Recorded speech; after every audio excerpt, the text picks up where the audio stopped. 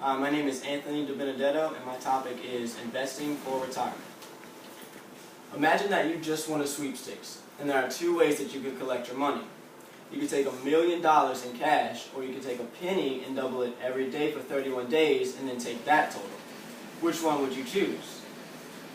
Well, if you'd have taken the penny and doubled it every day for 31 days, you'd have ended up with over $10 million. That's the power of compound interest and one of the many rudiments of investing. I'm a former financial services representative and have been individually investing for about 3 years. I also work as an author for an investment website called Seeking Alpha. The best way to ensure that you're financially independent come your retirement is to start investing right now. According to famous hedge fund manager Jim Cramer, it takes money to make money. Your paycheck will never earn you your fortune. You have to save and you have to invest. Today I will explain to you 2 ways that you can start investing for your future right now. The first can be the most difficult, but can also be the most lucrative: stocks. A stock in rudimentary terms is basically a share in ownership in a company. So imagine a huge pie with 100 slices, and each slice you buy is a share. And the money that you spent goes to the company, and you get to keep that slice, or a share. Now, how can you make money by investing in stocks? Well, let's say that you think ABC Company is very undervalued at $5 a share. So you buy $1,000 worth of its stock. Well, next month they release an earnings statement, and you were right. It was very undervalued. Now, all of a sudden, everybody wants to buy the stock. So the supply stays the same while the demand goes up, which will increase the price. Let's say hypothetically to $15 a share. Well, that would be a 200% increase, so that $1,000 just went to $4,000. And that's why stocks can be so addictive and also so lucrative. According to famous investor Peter Lynch, if you would have invested $10,000 into Dell in 1989, in 1999, 10 years later, you'd have had over $8.9 million. Or $890,000 a year. Now let's assume in that same year you decided to invest into Dell, Home Depot, Best Buy, and a radio station called Clear Channel Communications. With $10,000 invested in each of those companies, that $40,000 would have turned into $18,365,000 in a 10-year period, or $1.5 million a year. Who needs a job? So, now for those of you who don't have the time or the patience or even the confidence to manage your own stock portfolio, you can invest into what's called a mutual fund. Now, a mutual fund is basically just a big pool of dozens of stocks. And it's more convenient for a lot of people who want to invest but they don't necessarily have the time. Now, of course, you do have options. According to young investor author Catherine Bateman, there's over 5,000 available mutual funds.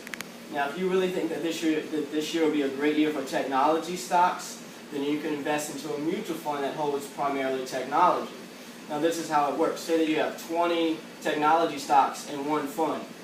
Let's say 10 increase by 100%, and the other 10 go bankrupt. They're no longer here. Well, your total return would actually be 0%. Because the gains will offset your losses and vice versa. It's a lot less risky than stocks, and with less risk comes less reward, but reward nonetheless. So how do you invest? Where do you go? What do you do? And who do you talk to? If you're interested in stocks, you can either start online or through an investment agencies. They have places such as Edward Jones and Scottrade, and you can also go online to places like E-Trade with the baby, or Scottrade even has some. I go through Trade King, places like that. And they'll have unlimited help resources that can help you make better investment decisions. Places such as this. Now, if you're invested in mutual funds, those can be easily found. Most insurance companies actually offer mutual funds. But I suggest sticking with the ones that are more prominent in the industry, such as Fidelity or Magellan or BlackRock. Maybe you've heard of some of these. With most funds, you can actually start right now. You can go online right now and you can invest say with just $1,000, you can start investing in mutual funds right now. So they're very accessible. So now, what are the risks and how do you lessen your chances of actually losing money? Well, the opposition makes up just about every reason in the book not to invest. Whether they think it's too risky or they don't have enough money, none of those excuses are valid. I started with only $200 and I've grown that exponentially since then. And as far as risk goes, when you start out, you only want to invest in large cap stocks and large cap mutual funds, meaning that you only want to invest in established companies that are highly unlikely of going bankrupt. So, and when you get more comfortable, you can start taking more risks. And as goes with everything in your life, your greatest wisdom will derive from your greatest mistakes. So in closing, there are two types of investors in this world. The ones who do it early, and then the ones who scramble to do it 5 to 10 years before retirement. 401ks, 403bs, 457bs, they won't provide you with that nest egg that you're really going to need come your retirement. And the last thing that you want to happen is to be 60 years old and still having to work for money. So if you want complete financial independence come your retirement, then the best way to ensure that hope is to start investing right now. Thank you.